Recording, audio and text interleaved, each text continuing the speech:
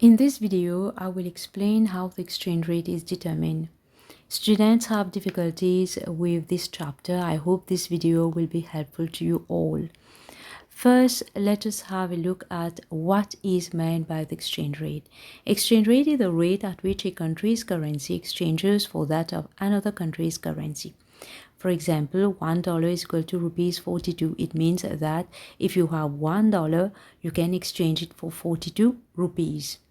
Then you can have simple calculation like, for example, the exchange rate of $1 in terms of rupees is given and the exchange rate of £1 in terms of rupees is given, and you are asked to calculate the exchange rate of dollars in terms of pounds sterling. So it is a simple mathematical question where you just have to calculate the value of 1 rupee in terms of dollars and the value of 1 rupee in terms of pound sterling, equate both sides, and you will have $1 is equal to pound sterling 0.7. Now, how exchange rate is determined? We have two systems of determining exchange rate. We have the flexible exchange rate system and the fixed exchange rate system. Under the flexible exchange rate system, sometimes we refer to it as the floating exchange rate system, or the freely flexible exchange rate system, or the freely fluctuating exchange rate system. So under the flexible exchange rate system, or floating exchange rate system, or fluctuating exchange rate system, the exchange rate is determined by market forces of demand and supply for the currency. Now, what constitutes a demand for the currency? Demand for the currency arises when we export goods and services. Why we have a demand for the currency? It is because the exporter is going to receive foreign currency, which he will have to exchange for local currency. So the exporter will supply foreign currency and will demand local currency. Similarly, if we have transfers and income received from abroad, meaning that we are receiving foreign currency from abroad, we will exchange it for local currency. We will supply the foreign currency and demand local currency. Now, what is speculation? Speculators are those who buy foreign currencies, wait for their value to rise, and then exchange it in order to make a windfall gain. So speculation, it can be, if for speculation, it depends on whether the speculator is going to exchange foreign currency for rupees or is going to exchange rupees for foreign currency. So if the speculator is exchanging foreign currency for rupees, then there will be a demand for the currency, for local currency. Supply of the currency arises when we have imports. When we are importing, we'll have to pay the supplier in his own currency. So we'll have to exchange our rupees in order to get foreign currencies to buy the imported goods. So import will constitute a supply of the currency. So outflow of foreign investment also will be a supply of the currency. So in other words, whenever we have foreign currency coming in the country, we will have a demand for local currency. And whenever we have money going out of our country, so we will have to exchange our local currency for foreign currency. Then we are going to supply our local currency in order to get the foreign currency. So what is different for the exchange rate market? It is whenever we have a demand for local currency, we will have a supply of foreign currency. When we have a supply of foreign currency, we will have a demand for local currency. Okay, so this is the demand and supply of the currency. Now, how is the exchange rate determined? It is going to be determined by the interaction of market forces of demand and supply. If the value of the currency fall, if the external value of the currency fall, for example, now in the diagram it is OP, if it falls below OP, then we talk about a depreciation of the currency. If it rises above OP, we talk about an appreciation of the currency.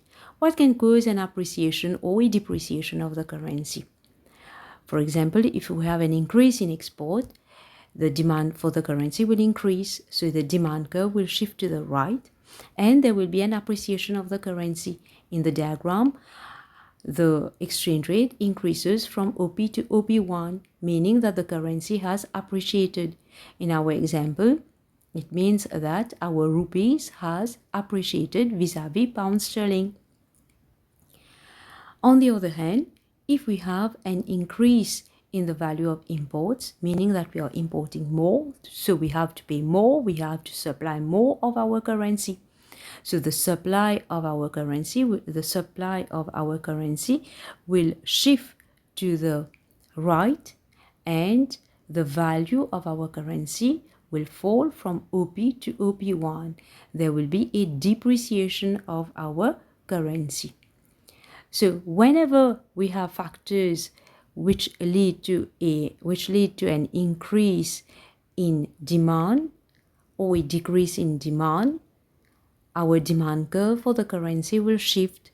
So when do we have an increase in demand or a decrease in demand? It will depend on whether money is coming in our country. Whenever money comes in our country, whenever foreign currency comes in our country, there will be a demand for our currency. Whenever money is leaving our country, there will be a supply of our currency. So if more money is leaving our country, the supply curve will shift to the right. So if there's a decrease in the amount of money leaving our country, the supply curve will shift to the left. If there's an increase in foreign currency coming in our country, the demand curve shifts to the right. If there's a decrease in the amount of foreign currency coming in our country, the demand curve shifts to the left. And equilibrium will be established where demand is equal to supply. Now, the next exchange rate system is the fixed exchange rate system. Under the fixed exchange rate system, the value of the currency is fixed by the government through the central bank. The central bank is responsible for maintaining the value of the currency. And to be able to maintain the value of the currency, the central bank will have to use its reserve.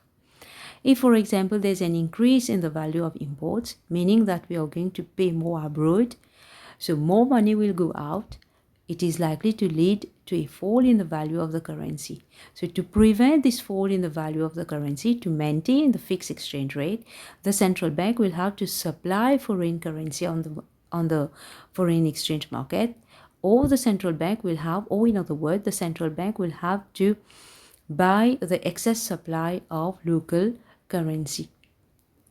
So how the central bank will do it? The central bank will have to withdraw foreign currency from its reserve. On the other hand, if there's an increase in the value of export, meaning that more foreign currency coming in our country, it is likely to lead to a rise in the value of our currency. To maintain the exchange rate, to maintain the initial exchange rate, the central bank will have to intervene in the market by buying the foreign currency. So the central bank will sell its own currency and buy foreign currency, which is going to add to its own reserve of foreign currency. So whenever we talk about fixed exchange rate, we tend to think that the exchange rate will remain the same. But it may happen that the central bank intervene in the market and try to reduce the value of the currency or try to raise external value of the currency. Whenever we have a fixed exchange rate system and the central bank try to increase the value of the currency, we talk about a revaluation. And if the central bank tries to decrease the value of the currency, decrease the external value of the currency, we talk about a devaluation. So this is about how the currency is determined either by the government or by the or by market forces. Thank you for listening.